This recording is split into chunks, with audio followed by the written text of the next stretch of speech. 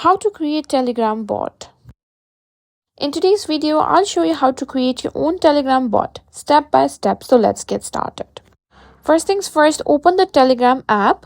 Now in the search bar, simply type BotFather. This is the official Telegram bot used to create and manage other bots. Simply tap on start. Just make sure it's verified with the blue check mark. Now simply tap or type in /start and simply send it.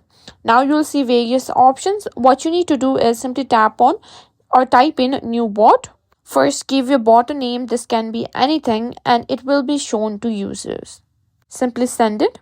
After that, you need to set a username for your bot. It must end in _bot and be unique. Like this. Once you send it, it will give you a token. Simply copy and save it. You'll need this if you plan to code or connect your bot to a service. Simply copy this token.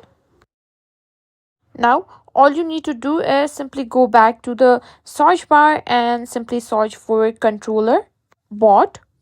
Simply tap on the first one, tap on start again. Simply type in add channel. Now, all you need to do is simply paste the link. Just simply paste the token that we created earlier. Now, all you need to do is simply follow these 2 steps.